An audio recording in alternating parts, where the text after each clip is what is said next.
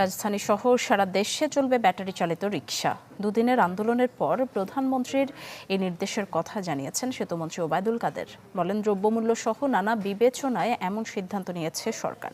এর আগে অটোরিকশা চলাচল বন্ধের প্রতিবাদে আজ ফের রাজধানীর বিভিন্ন এলাকায় বিক্ষোভ করেন চালকেরা।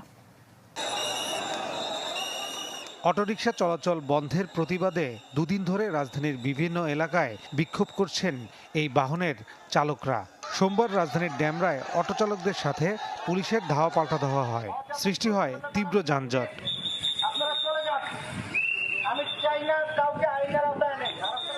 অটো চালকরা নামেন মোহাম্মদপুর বেরিবাদ সাদেক খান পাম্প এলাকায়, অবরোধ করে রাস্তা। পরে পুলিশের হস্তক্ষেপে অবরোধ সরিয়ে নেওয়া হয়। এছাড়া রাজধানীর রামপুরা, খিলক্ষেত, জুরাইন ও মিরপুরেও বিক্ষোভ করেন ব্যাটারি চালিত অটোরিকশা চালকরা।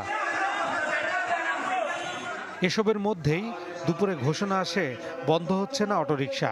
রাজধানীর ওলামা লীগের অনুষ্ঠানে সড়ক পরিবহন ও সেতুমন্ত্রী জানান, নিত্যপণ্যের মূল্য বৃদ্ধির প্রেক্ষিতে অটোরিকশা চালু রাখার সিদ্ধান্ত হয়েছে।